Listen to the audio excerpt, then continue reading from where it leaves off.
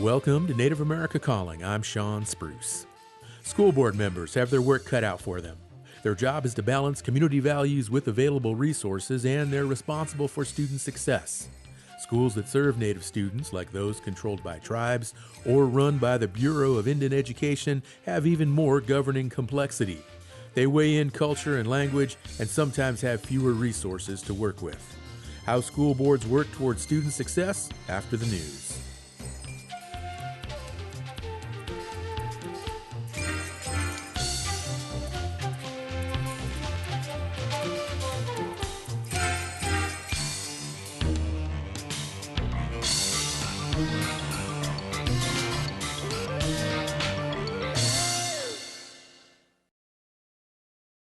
This is National Native News. I'm Antonia Gonzalez. Today we're featuring the Northern Arapaho Re-Entry Program, which is helping people return home from out-of-state prisons and state incarceration to the Wind River Reservation in Wyoming. The people who are coming out of prison have nothing, and so this stuff will be super beneficial. Terry Smith moves around boxes in her office filled with blankets and other supplies. She's the program's administrator. Smith is a former Northern Arapaho tribal attorney and judge who went through a public downfall, being indicted on drug charges in 2019. But during that time, I was dealing with a lot of grief and loss that I had no idea how to cope with, and so I became addicted to opiates. Due to the pandemic, Smith was out on bond, but eventually went to federal prison, serving 6 months and 6 months on an ankle monitor. Smith says helping clients in the re-entry program is a dream job. Just kind of gone through the process myself, being charged, being in treatment, being on probation, I feel like I connect on a deeper level with all my clients. Smith works with people before they even get out of prison for a smooth transition. She helps look for housing, transportation, jobs, and benefits. This day, Smith is driving clients around to appointments, including checking on GED classes. I just love seeing people get their life back, Clients Leah Littlefawn Whiteplume and Anthony Big Medicine say Smith and the re-entry program have been a lifeline. Some of the challenges that I faced was trying to get a job. I didn't have any clothes or shoes when I first got out because what I had was the clothes on my back and that was it. She helped me get my driver's license, something I never thought I'd actually do. She always there when I need it. She told me from when I first started working with her, she said, I'll help you, but you gotta also put in the effort too. You work super hard, she'll do her best, whatever she can for you. The program's voluntary and open to tribal citizens enrolled in one of the two tribes of the Wind River Reservation, the Northern Arapaho and Eastern Shoshone. It's also open to tribal descendants who are not enrolled in either tribe and other Native American tribal members. Many in the program say they have faced ups and downs, but are more determined now to stay out of the justice system with the program's assistance, like clients Thunder Little Thunder and Dolan Nido. I know that I could do this with the help of Terry. Terry's program's amazing. What she does is inspiring. I love her support, how she advocates for us and helps us with the right resources and gets us going on our feet. When I got out of prison, I was trying to do it all myself, and I realized how hard that was. I think for somebody that's actually getting out of prison and trying to get back on their feet and trying to do the right thing and not just, go back into the criminal mentality that they were in, I feel that this program is very helpful. Substance misuse is among struggles clients say they have faced, which often led to crimes they were sent to prison for. The tribal re-entry program requires sobriety, says Smith. I'm very loud and proud about my recovery, and I had a really public downfall. So I feel like it's my responsibility to show people that we can get better. And that's the choice clients like Serena Perea have made. I have 3 children. Their father passed away in 2020 from alcoholism. I'm pretty much all they have left. Obviously I've made some mistakes, and I just want to show them I've learned from them so that, in their future, they can take what I have and make something better for their children and generations to come. This story is a collaboration with First Nations Experience Television with support from the Public Welfare Foundation. I'm Antonia Gonzalez.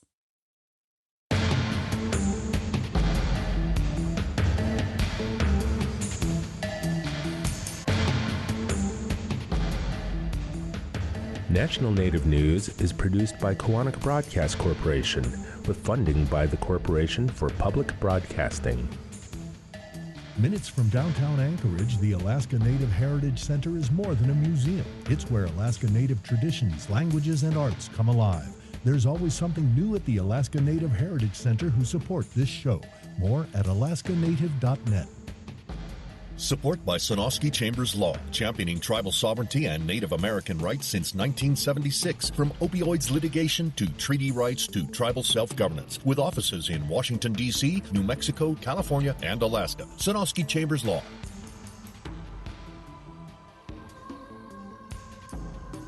Native Voice One, the Native American Radio Network.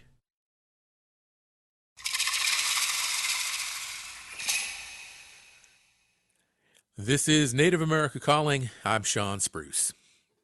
Teachers and school administrators have the most direct contact with students, but school boards set the direction for what's taught in classrooms. School board members are directly accountable to what the community wants for their students' education.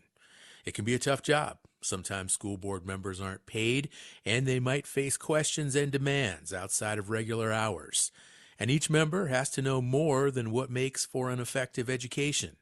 They have to have a working knowledge of budgets, human resources practices, and what to look for in effective leaders.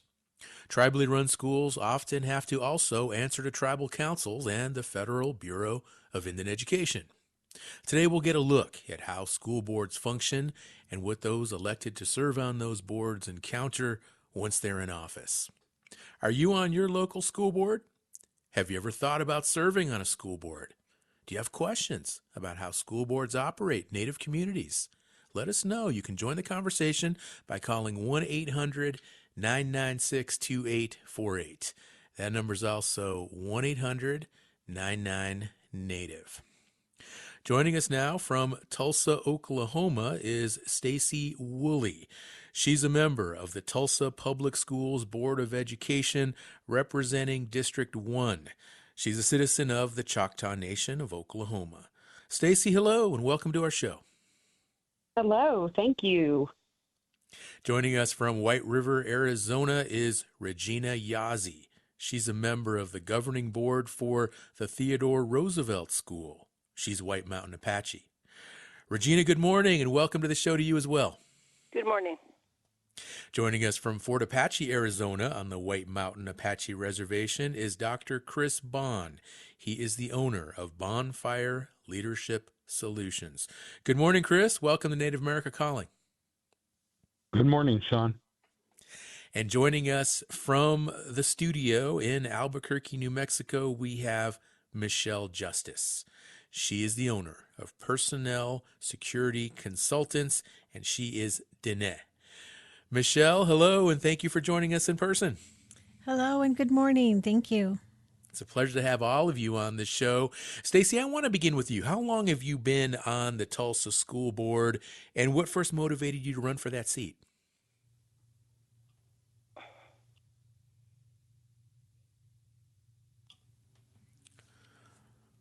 There were things that I had issues with, and I would say that the reason I ran, more than that, is that I think there are two kinds of people, those who complain and those who actually do something, and I'd like to see myself as the latter.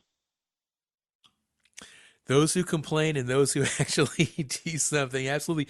Well, what was the process like? I mean, you had an election, you had to run, you had to declare your candidacy. Was it tough just going through that whole process? It was definitely a learning process that first time. There is very low voter turnout in Oklahoma, but specifically for school board elections. And there were actually 8 people running in the first round of that school board election when I ran the first time. I came in second place by 1 vote. So just 1 vote made the difference on whether or not I moved on to the next round. And yeah, it was very educational to participate in the process. Well, now that you've had time to be an active school board member, have you learned anything through this experience that you wish you had known when you first decided to run for the seat? Oh, absolutely. I think that one of the things that we aren't very good at as a society is letting people know exactly what it is that school boards do. Because while it's our job to basically be kind of like a community liaison, while we're also addressing, the policies of the school and the budget and such, I think it's often I think people often think that our jobs are to do such things as the day-to-day activities at a school building, making sure that they like their principal and things like that. So I think it's very common for people not to actually know the job of a school board member before they begin looking at running for that position. Now, I know you have a background in speech pathology. You have a master's degree and you're a certified speech language pathologist. But in addition to that training, what else do you have in your background that prepares you for this job? Or is it something that you really kind of learn just once you get there? I would say for most people, it's just learning when you get there. And it's critically important for people to be willing to learn once they get there and do the work it takes to figure out what's going on. Because as you said earlier, we have to understand things like finances, which are incredibly complex, and then just trying to navigate what's best for students while also trying to take into account a lot of different opinions about what that should look like. Now, what about we talked the budgets and just even just things like how the state of repair that some of those buildings might require and just some of those zoning issues or building codes. You have to balance that with these discussions about curriculum and education standards. What do you recommend for somebody who's interested in maybe running for school board at some point in the future? How would you recommend they prepare for that job? Yeah, I think really the best thing you can do is to pay attention to what's happening on the school board. Actually show up and hear what they're talking about so you have some idea of what those discussions look like. The good news is that there are experts, within the school systems who understand the things like zoning and are, at least in my case, very good at helping us to understand those things. That goes across, zoning, finance, et cetera. We have a lot of things that we just don't have in-depth knowledge of as board members. And so my suggestion is honestly that if anyone is planning to run for school board, not only do they show up and pay attention, but they also have to ask themselves, are they actually in it to improve outcomes for students? Because if it's any other motivation than that, I would argue they're not the right person for the job. Do you come across a fair number of people who you would describe as being in it for not the right reasons? I've met a few. Mm-hmm. What are some of those reasons? What would motivate somebody to get into school board but not be number one concern students' welfare? I think that the number one thing that I have seen is just some sort of either political or political/religious feelings that are first and foremost about how they think things should be done, quite frankly, rather than on behalf of students. Now, Oklahoma, it's a deep red state, and there have been some issues there with regard to Bibles and schools and things of that nature. How do you balance those types of priorities or those types of demands as well? Because it sounds like there are a fair number of people who support some of those ideas. Well, I would say there are a fair number of people who support those ideas. I happen to live in a part of the state where my constituency here in Tulsa absolutely does not. So it has been very interesting to try to navigate demands from a state superintendent who has a very radically right-leaning and, like you said, he wanted to introduce Bibles into our schools. It's been interesting to try to balance what not only what laws say, but also what someone just makes demands about, and then what parents believe is best for their kids, because they often do not align.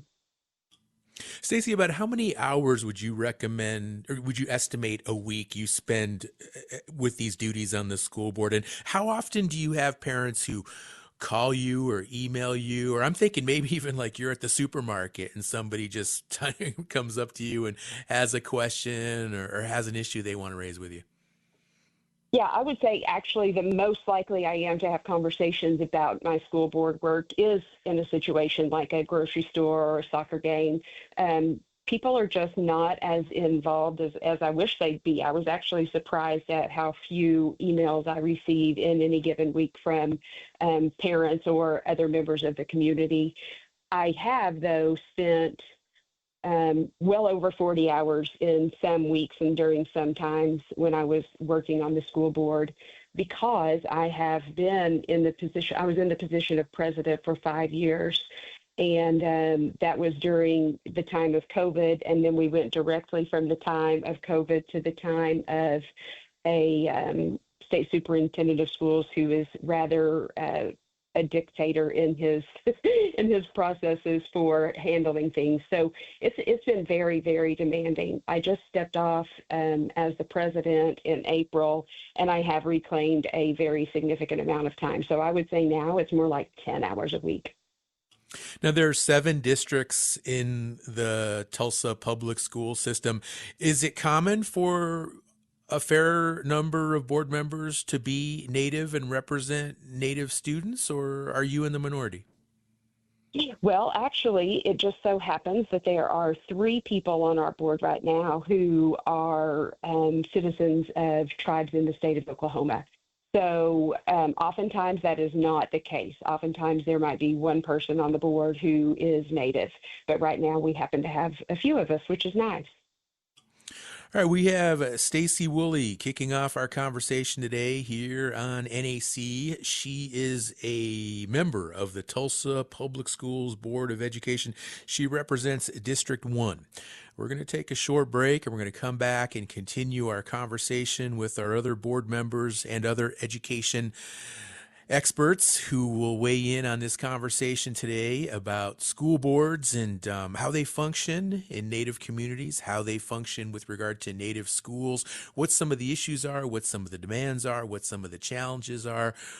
We're going to digest and unpack all these issues here today on Native America Calling. We've got a great discussion. It's just getting started. And of course, the only thing missing right now is some callers to join us and weigh in as well. So what are your thoughts? What are your questions with regard to school boards, how they operate, how they function, what it takes to be a member of a school board? You can give us a call at 1-800-996-2848. That'll connect you with our studio, 1-800-99-NATIVE.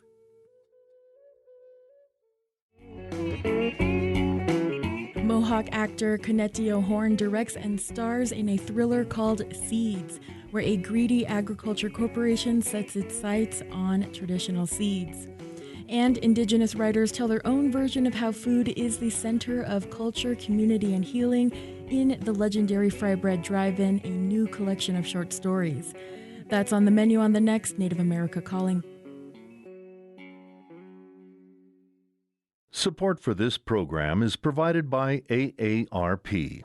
AARP creates and connects people to unique tools and programs, helps conserve personal resources, and tackles the issues that matter most to individuals, families, and communities. What AARP does might surprise people. For more information and resources, including member benefits, AARP advocacy, and more, go to aarp.org. You're listening to Native America Calling. We're talking about what it means to support education by serving as a member of a school board. What qualities and skills do you think make a person qualified to serve on a school board? Let us know at 1-800-996-2848. And if you have questions for our guests, you're also welcome to call us at 1-800-99-NATIVE. Let's now talk with Regina Yazzie. She's a member of the governing board for the Theodore Roosevelt School. She's in White River, Arizona. And Regina, a school board for a tribally run school, that can operate differently from a public school board like we talked about with Stacy. How did you become a member of the governing board there at Theodore Roosevelt School? I was asked by at the time, the tribal chairman asked me to serve on the board. So that's how I came to serve on the board. Well, tell us more about some of your responsibilities and how it's working out for you being on the board. I thought it was overwhelming at first because there was so much to learn. Like the previous lady that mentioned, we have to have some knowledge of budget, and I've never had to worry about that before, being a teacher. So it was a lot of learning process and a lot to deal with. Mm-hmm. What are some of the pressing issues that you folks are dealing with right now on the board?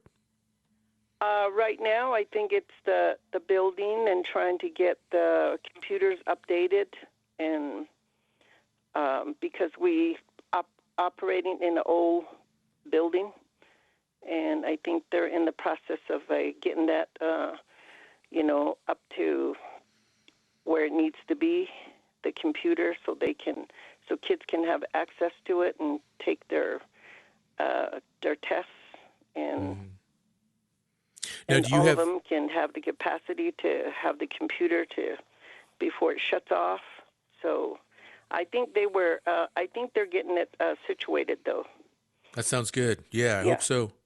Regina, do you have children or relatives that attend the school? No, I don't. My children are all adults. They've grown up, so I have a niece and a nephew there. Okay, got it. Now, as I understand it, you were actually a teacher at a state-run public school.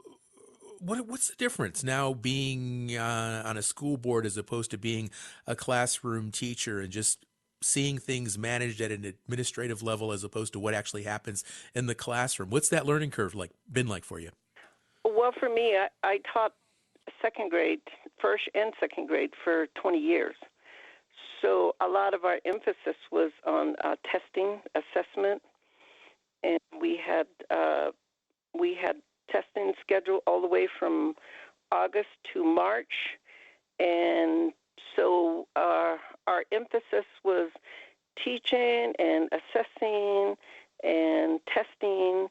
So I just feel like with the TR school, there's not as much emphasis on that, and so hopefully we will, change that.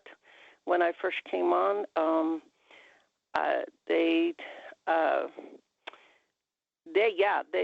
their assessment was, I think, almost zero. I think they're up to par right now. I think they're working on that too, and they have improved that. And also, their curriculum was non-existent at first. They were kind of on their own, creating their own curriculum, each teacher. So, but since then, they have curriculum right now, so that's good. Now, for our listeners who might not be familiar with Theodore Roosevelt School, how big is the school? What are the grades? And I understand it's also, there are dormitories there as well, I think. Yes, they have dormitories, and I think currently, they're at capacity. I think they said they had 32 students enrolled, 15 boys and 17 girls. And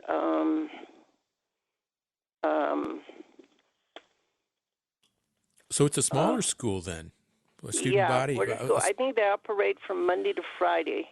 So okay. I think they go home on weekends, the students. All right, interesting. Let's take a caller now. We have John, who is listening in Bethel, Alaska, on station KYUK. Good morning, John. Thank you for calling in today. What's your comment? Oh, good morning, Sean. There has been an ongoing issue within this part of Alaska, and it started when the semester began. My question is, and this is focused on Two-Spirit LGBTQ+. Is it discriminatory to take away the rights of individuals who are being themselves? Should the board heavily rely on should the board heavily rely on this Western religion, so-called Christianity, to reflect on their choice to take away the rights of those who are part of the to take away the rights of those who are part of the Two-Spirit LGBTQ+? I'm very curious to hear different perspectives from other parts of indigenous groups. Yeah, great question, John. Thank you for calling in. Stacy Woolley with the Tulsa School Board. I'm going to go ahead and have you respond first. The question has to do with Two-Spirit and LGBTQ plus issues impacting students. Yeah, thank you so much for this question. This is something we deal with in Oklahoma as well, and it has been very much a challenge. My personal belief is that any sort of legislation or policy that specifically targets or points out one group of folks in a way that limits their rights is discriminatory, and it is, in my opinion, unconstitutional. Now, we do have laws in the state of Oklahoma that make it hard for us to do some of the more inclusive things that I believe our board would do if we were not in the situation we currently are with state law. That being said, I believe it's my job, and I try to say it quite often, to make sure that every student feels welcome and to be who they are at all times and to be a safe place for them to be. So I personally believe that that's our job in education, is to make sure that all of our kids feel welcome, included, and part of a larger family that is school. Stacy, we heard from Regina earlier, the Theodore Roosevelt School, a student body of less than 40 students. And here you are in Tulsa, Oklahoma. Your school board is responsible for 73 schools and nearly 35,000 students. Have you had any significant LGBTQ plus issues that have gone before the school board that you folks have maybe had to make a decision on or vote on? Well, honestly, the only things that have come before us have been things that have been mandated by law.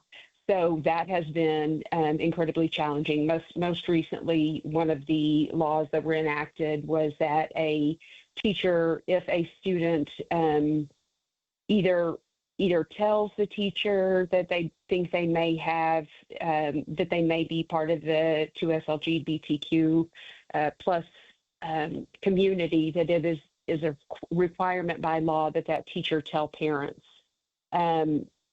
That's really hard because we get, as board members, we swear to uphold, the laws of the state and the Constitution. And it seems as though those are conflicting in this case to me. So that was a very challenging vote for me. Personally, and I think it was quite uncomfortable for several of our board members as well. So that's the big one. All right. Thank you, Stacy. Regina, how about you? Have you folks dealt with any LGBTQ plus issues there as the governing board of the Theodore Roosevelt School? No, we have not. So, I want to ask you, earlier we talked about your background as a classroom teacher. You taught second grade, I believe. And do you think that's an advantage, having that background on the school board? And are there other members that have a teaching background as well? One other person has been in education longer than I have. She's even been a teacher and administrator, I believe. Mm-hmm. So I think it does. I think it helps you understand where the teachers, the administration's coming from. So I think it helps. Now, you mentioned earlier that before all of the teachers were responsible for getting their own curriculum developed, and now it sounds like that's become more of an all-encompassing effort. Talk a little bit more about that. What does it take to get curriculum in line with what the needs are for the community and the students, and how you choose the right curriculum to use? That's a good question. For the public school, I know what we did was that we had several people that educators that came in and presented their their curriculum, the reading curriculum or math. And what we did, we sat in and then communicated about it. All the schools, I think we had like three elementary schools in our area, and so we all got together and talked about it, and then we voted which one we were impressed with. And so that was how we adopted the curriculum. And then, of course, we, met again, and because curriculum can have so much material that we downsized it and decided what was truly needed for our area, for our students. So that's how we selected it. But here, they were limited. When I first came, they didn't have that. And so each teacher, I guess they were knowledgeable enough that they created their own lesson plans. And so that's what they did when I first got on the school board. And now I believe they have a qualified person who has gotten their curriculum, and they're in the process of following that. And she's been training and helping them to work that out on the computer as well. Regina, how many hours do you estimate you spend doing duties for the school board there throughout the week? I would say more like 10 hours a month, maybe. Mm-hmm. 10 hours a month. I don't go in. We go in mostly for our meetings, and sometimes, the staff will call us. Sometimes we'll have emergency board meeting, but most of the time, once a month is we meet, at least for most of the time, maybe 2 to 4 hours. Now, is everything in person, or do you do some of these meetings virtually? All in person. Okay. Thank you, Regina. Phone number is 1-800-996-2848 if you have any questions for our guests regarding what it takes to be on a school board, or if you have any insights with regard to what the needs are for the school district in your community and how a school board can meet some of those needs or address some of those needs or offer possible solutions. We're waiting for you to call us. The number again, 1-800-996-2848 or just 1-800-99-NATIVE. Let's now talk with Dr. Chris Bond. He joins us from Fort Apache, Arizona. He's the owner of Bonfire Leadership Solutions. And Chris, can you begin by giving us a brief overview of how school boards function at different schools? Because there could be a BIE school, it could be a tribally controlled school, it could be a state school. What are some of the key differences here? Well, that's a great question that you just asked that, and they're all three different. So a lot of people think that all schools that exist in Indian country are tribally controlled schools, and there's actually, obviously we know about charter schools and home schools, but we're not here to talk about that today. We're talking about BIE controlled schools, which are the federal controlled school systems, and in those systems, they typically will appoint board members. Occasionally, they will have some kind of vetting process to get them into the system, but they handle everything. They handle the budget, they handle the security protocols, they handle the completion paperwork, they handle everything. And then within many tribal areas, you have tribally controlled schools, which were supposed to be designated as sovereign schools under the Indian Self-Determination Act, which is basically the school, the federal government gives the resources to the tribe, and then the tribes are able to run their own schools with some guidance, but it's specifically so that the tribes can make sure the cultural requirements, all the things that we have to deal with in rural tribal communities, culture, tradition, language are at the forefront, but we also have other things that we have to deal with that maybe other organizations or schools that don't have to deal with, like housing. We don't have a lot of housing for teachers, so it's a recruitment issue. It costs us about 5 times more to put tires and gas up our buses because it's long distances. We have to take our vehicles into mechanics in big cities. A lot of things that other people don't have to deal with that we have to deal with. So the tribes wanted to have their own ability to manage and govern their schools based on those factors. And then you have the state-run schools, which are state-run schools designated to serve tribal communities. And all three of those are different entities. And in a tribally controlled setting, unless the tribe says differently, but mostly across the country in a tribal controlled school setting, or what we call tribal grant schools, they're appointed by the tribal council and the chairman or chairwoman of the nation. In state-run schools that serve Native American communities, it's an election that happens based on zip code, and it's determined usually by the counties, and they're overseen by the county superintendents. So all three of those are separate entities. Okay. Now, so there could be an appointment in a tribally run school, could be an election for a state school. What about a BIE school? Is that an appointed position as well? They say it's not an appointed position, but it's really an appointed position with a vetting process. So they do vet the various people that may be interested before they appoint them. But in the tribal system, it's typically the tribe looks for people that they feel are a good fit for the organization. All right. Thank you, Chris. We're going to take another short break. We're going to come back. We're going to talk more with Dr. Chris Bond, along with our other guests, including Michelle Justice, who is in our Albuquerque studio. And let's get some more calls going. I want to hear from some different folks in different parts of Indian country who have either served on a school board or maybe have gone before a school board, made a presentation to a school board, or had a request of a school board, or maybe you've just given a school board member, maybe you've given them a phone call, you've had an issue, you had a question, maybe you had a gripe and you wanted to voice a grievance and you talked to a school board member, you picked up your phone and you called them. I'd like to hear some of these stories. I'd like to hear more about what our listeners are dealing with regard to school boards and what some of your interactions have been. And you can share those experiences with us by calling 1-800-996-2848, 1-800-996-2848. You can also go to our social media. We've got Facebook, Instagram, Blue Sky, Threads. You can post, comment, and like there as well. I just ask that our listeners engage with us here today on Native America Calling, and stay with us because we're going to be right back. My name is Tammy, and I'm a member of the Little Traverse Bay Band of Odawa Indians. Smoking gave me heart disease. I used to think of cigarette smoking as something that only affected me. Then at just 44 years old, I had to look into my mom's eyes on the way into emergency heart surgery and tell her, "Mommy, I promise I won't make you bury me."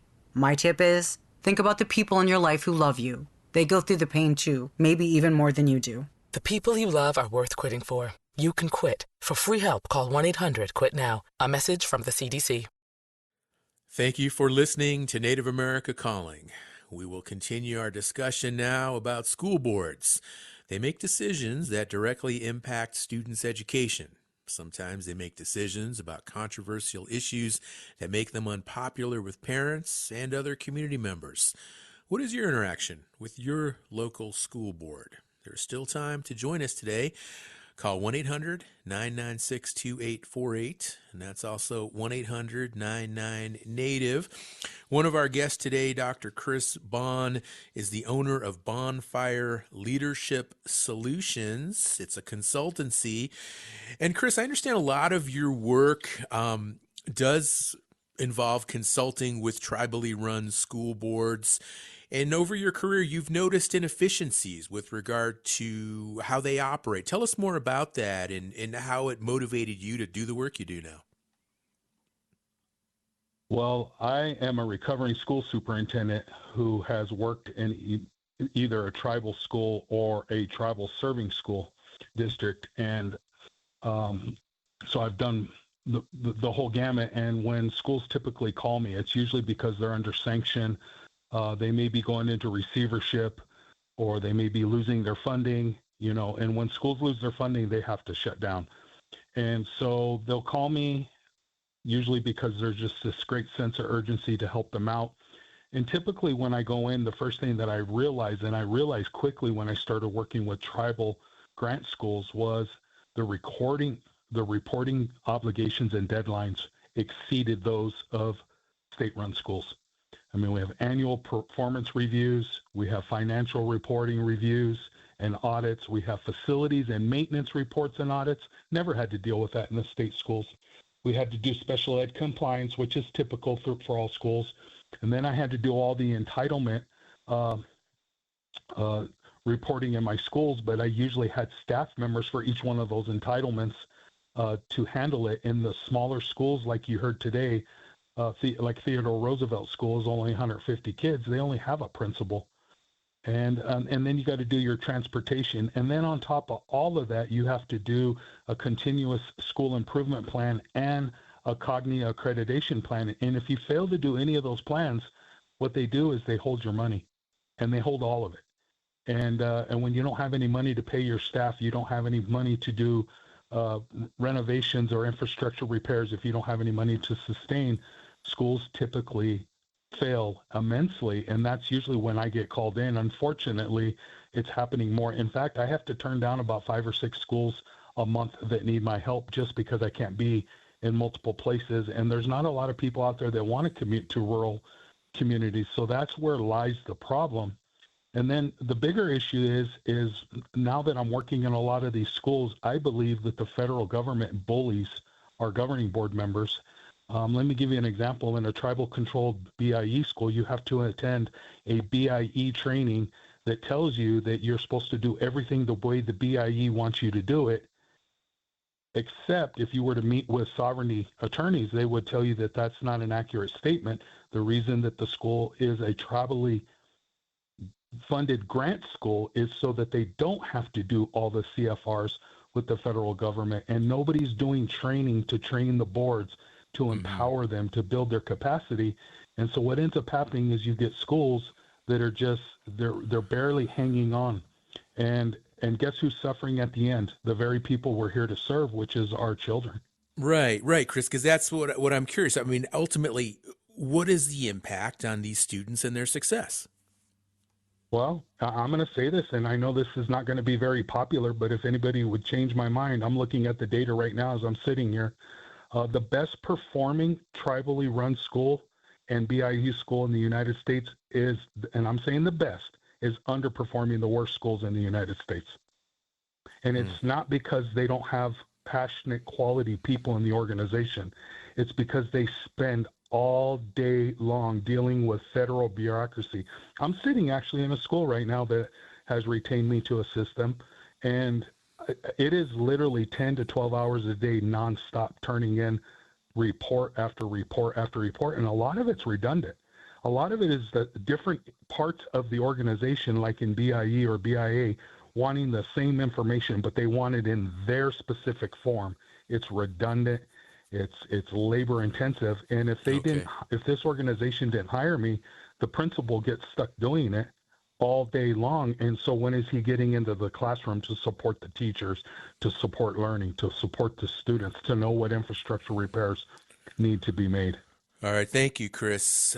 Let's hear now from Michelle Justice. She's in our Albuquerque studio, and she's also a business owner, an education business owner. She has a consultancy. It's called Personnel Security Consultants. And Michelle, I understand that your company was also created as a response to inefficiencies that you witnessed with school boards at tribally controlled schools. What did you see? What was your experience? And what kind of solutions are available now? Thank you. So I started my career at the federal government, and my last position was working for the Bureau of Indian Affairs. And I worked specifically under the Bureau of Indian Education. And I ran into schools, tribally operated schools, contacting our office, asking for assistance in my specialty area, which is the employee background checks that are performed for not only employees, but any volunteers, including school board members. And we didn't have a lot of resources for the tribes. We were running our own background checks, and we had limited budgets. So we would give them some advice, and occasionally we would be able to go out and do some training and things like that. But I just felt the need and could hear the desperation and would see exactly what Dr. Bond is describing, the sanctions being imposed and schools being pulled back into under the BIE fold. And I kept thinking, someone's got to do something to help these tribal schools. And I decided I would take a leap of faith and leave the federal government and go out on my own and just train in my specialty area, which is background checks. How do you conduct an employee background check under the requirements of the Indian Child Protection and Family Violence Prevention Act. That was my focal point. If I could help in that area, then it would take that much pressure off, as well as a significant protection for the children that are being impacted by employees and volunteers and folks coming into the schools. That was in 2004, and I have been training in this area all this time, and I am amazed sometimes at how I'm still training the same things over and over, and I wonder sometimes why, and I realize there's such a high turnover at our tribal schools that I'm having to train again the new leadership or the new school boards newly elected or appointed, or new HR teams. And I really noticed after the COVID pandemic, just the decimation of executives and administrative staff at schools. I feel like I'm back in 2004, starting from scratch, just introducing the Indian Child Protection and Family Violence Prevention Act, or the Crime Control Act, or other regulations that give guidance on how to properly conduct background checks. And I've expanded our training in these last 20 years to include forums and conferences, and bringing in other experts to expand the needs for our tribal schools, as well as our tribal programs in these areas. And as we're talking about this, we're hosting a Tribal Governance in Action School Board Training Forum in September, September 17th and 18th, to address this very topic of what are all the different regulations and processes and requirements and certifications, and bringing it into one place so we could support our schools. Training forum coming up next month. That's really interesting. And Michelle, listening to the conversation, especially listening to you and Chris, it sounds really hard. It sounds somewhat discouraging with regard to how some of these schools are functioning. And I'm thinking about somebody who might be listening to the show right now, and initially they thought, well, geez, this sounds like an interesting conversation, maybe an inspiring conversation that will motivate me to maybe take a role and think about running for school board or seeking an appointment for a school board. And now they're kind of leaning away thinking, but geez, this sounds really, it's not going very well, and there's just a lot of red tape involved. What's your advice to somebody who's kind of on the edge here and just not quite sure, should I make this commitment? Should I serve on a school board and support my community? Or is this is just something I don't want to get involved in? What's your thought? Well, thinking about our future and our children, it's absolutely something to get involved in.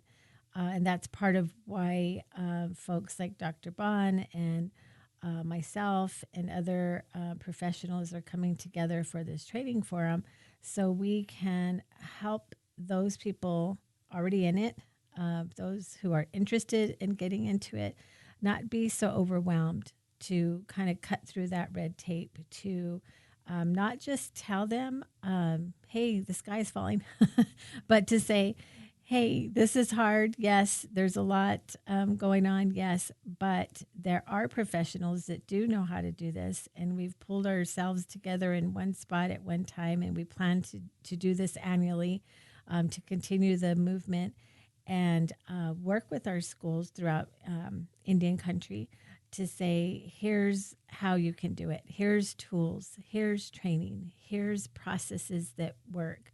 Here's certifications that can help.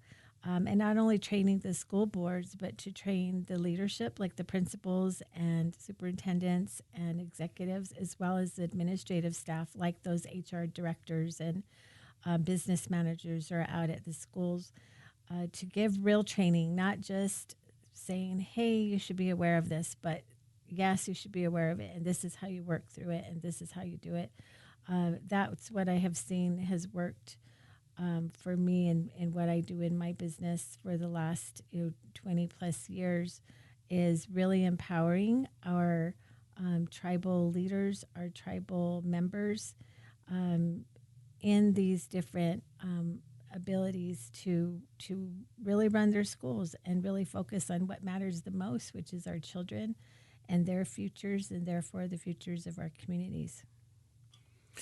Michelle, what type of person do you think makes an ideal school board member candidate? A specific skill set or background, experience? What does it take? I think the first thing it takes is just that willingness to roll up your sleeves and say, what do we need to do? And I have met throughout my years so many fabulous school board members, and they're there working with the children, walking through the schools, finding out what they can do. They're also coaching. If there's a coaching going on, they're serving as chaperones? Yes, chaperones with the different events. Just really being active and participating with the schools. And we see a lot of parents that are, working through the raising of their children and saying, I'm going to be actively involved. There's so many good programs out there, like bringing in the mother languages and mother culture into their communities, and having that wonderful balance of what a tribal school can be, of bringing all of these activities into schools. And so that just can-do attitude is what I see in a lot of school board members that are really trying to make a true difference for their communities. Now, you mentioned the training forum coming up in Albuquerque, September 17th and 18th. Where can our listeners go to learn more about that event? And is it open to anyone?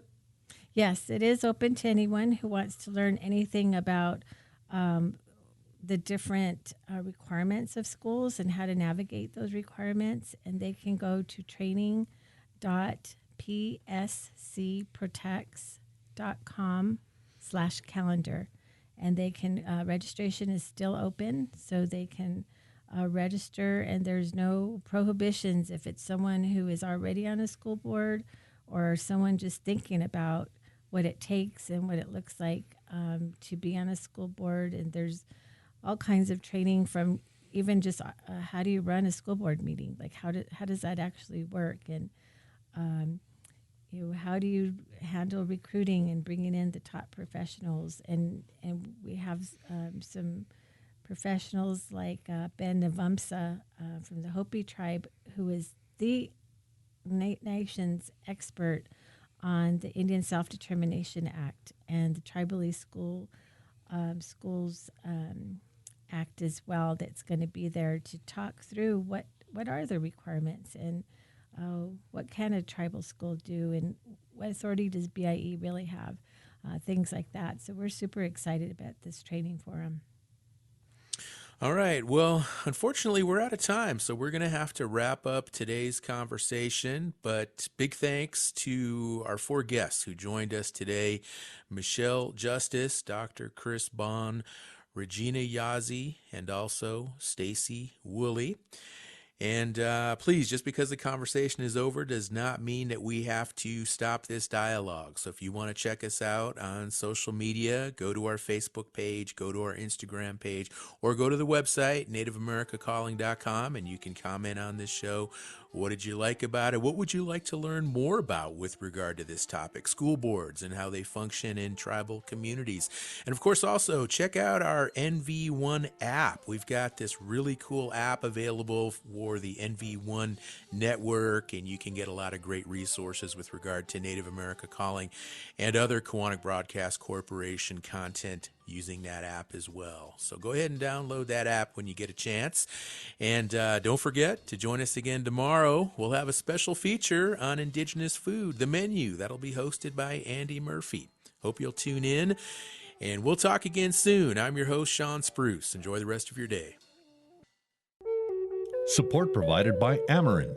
Amerind is 100% tribally owned and partners with tribes and their businesses to provide affordable commercial insurance coverage, protect tribal sovereignty, and strengthen Native American communities by helping to keep dollars in Indian country.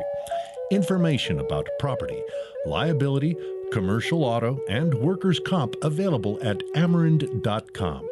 That's AMERIND.com. Program support by the Colorado Plateau Foundation, a native-led foundation supporting native-led initiatives protecting lands, waters, and cultures of the plateau for generations to come. The Colorado Plateau Foundation helps to build networks, community, and organizational capacity. The Colorado Plateau Foundation is accepting grant proposals through September 5th.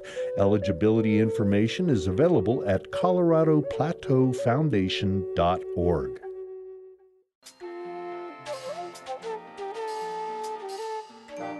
Native America Calling is produced in the Annenberg National Native Voice Studios in Albuquerque, New Mexico by Koahnic Broadcast Corporation, a native nonprofit media organization.